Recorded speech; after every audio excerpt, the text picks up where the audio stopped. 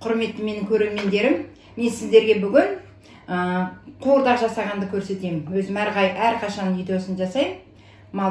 Жас малдың етінен қуырдақ жасап көрсетейін. Оған бізге керегі мынау бауыр, малдың бауыры. Бұны бөлек суға пісіріп аламыз. Өйткені сорпаны қап-қара қылып жібереді бұл. Содан етіміз, мынау өкпе, қойдың өкпесі, мына тұз, дәмдеуіштеріміз, қара бұрыш, мынау көкөніс, сарымсақ, морковтарымызды қосып дайындаймыз, дәмдеуіштерді қосамыз. Енді мен бастаймын, енді ет турап.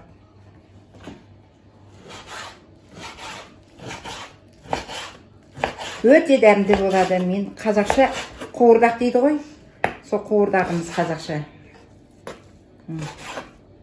Етін көп қып. Бауырды бөлек пісіріп алатынбыз. Бауыр сорпаны қап-қара қылып жібереді. Қазір көрсетем, бауырды бөлек пісіріп алам.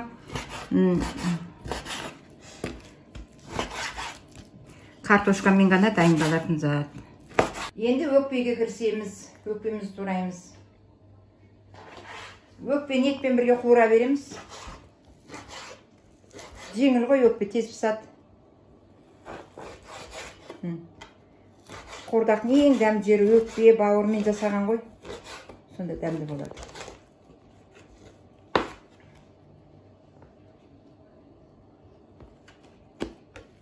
Морковымызды тураймыз.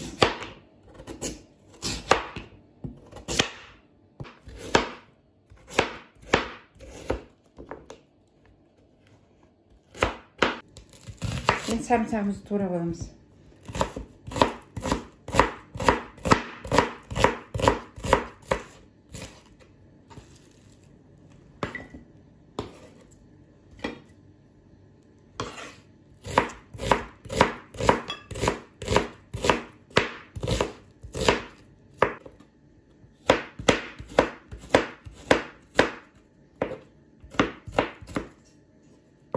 Чеснок бірге қуырылады.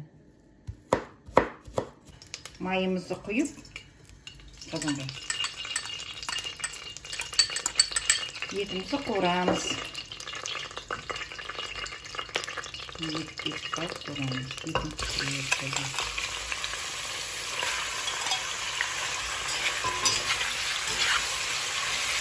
Ет қуырылғаннан кейін бар. Сарымсақтарды саламыз. Қуырылсын. Оған дейін бауырымызды суға пісіріп қоямыз. Ет қуырылғанша бауырымызды суға пісіріп аламыз. Су қайнап тұрмын. Суға бауырды пісіріп, шала пісіріп аламыз. Өйткені сорпа ана етінеге түскеннен кейін ол қатып кетеді. Сол үшін шала пісіріп аламыз бұны. Қайнап жатыр.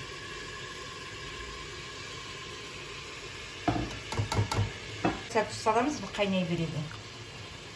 Көп қайнатпаймыз, кішкене қайнатып аламыз, қанын шығармай. Сорпасы қап-қара болып кететін болғандықтан бұны бөлек қайнатып аламыз. Әйтпесе сорпаны қап-қара қылып жібереді бауыр. Енді мынау қуырылып жатыр етіміз. Ет қуырылып жатыр. Үстіне өкпемізді саламыз. Өкпені бірге қуырамыз. Сарымсақ соңыра, сарымсақ морковын соңыра, әбден қуырылсын. Етіміз қуырылып жатыр. Енді сарымсағымен дәмдеуіштерін қосамыз. Дәмдеуіштерін қосамыз. Картоп сарымсақтарын қосамыз.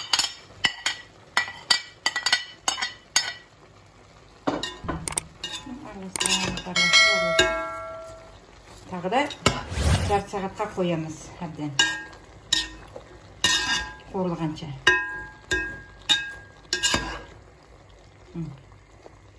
Бұның аты қара қуырдақ дейді. Қуырдақ қой.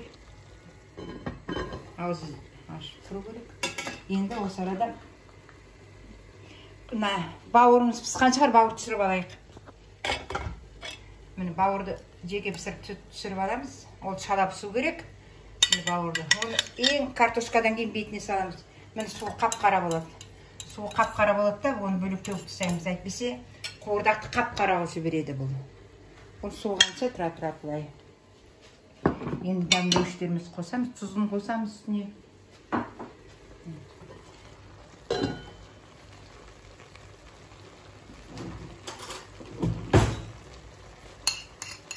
Бұрыш. Ас қасықпен жарты қасық тұз.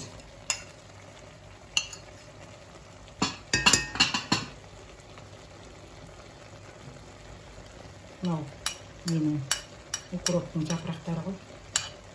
Қысқаға дайындалды. Мынау қосамыз.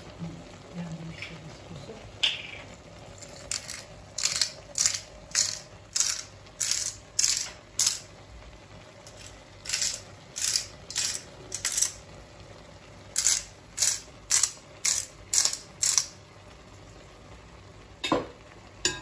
Енді бір 40 минут осылай тұрады, бетін ашпаймыз. Пока ол дайын болғанша картошкасын турап, бауырын турап қоямыз. Енді картошкамызды бетіне турап саламыз. Онша да оғымай, мынандай қылып. Әдемлеп турап бетіне саламыз.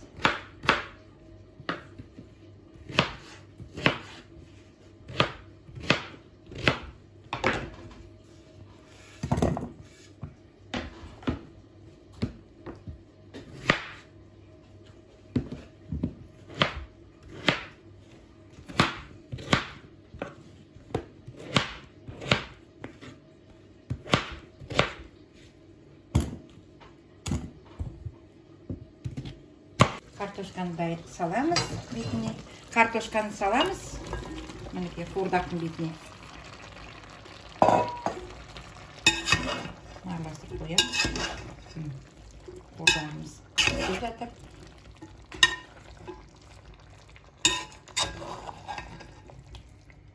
Бауырды ең бәрі дайын болғанда бетіне саламыз бауырды. Су аз болған сияқты кішкене су қойып, бетін жауып қоямыз, бір 20 минут, 15 минуттың ішінде пісады. Оған дейін бауырымызды турап қоямыз. Бауырды бәрі дайын болғанда бетіне саламыз да бір-бір өткіземіз. Соны көрсетейін ол есенмен. Әйтпесе бауыр қатып қалады.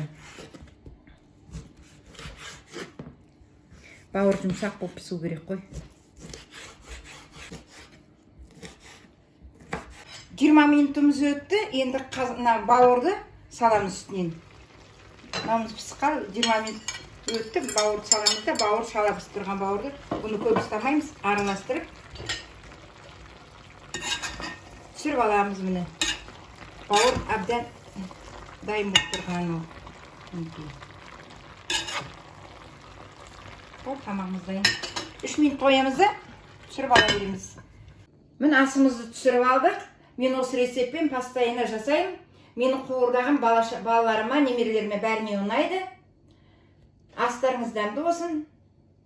Мен Бақытжан жасаған.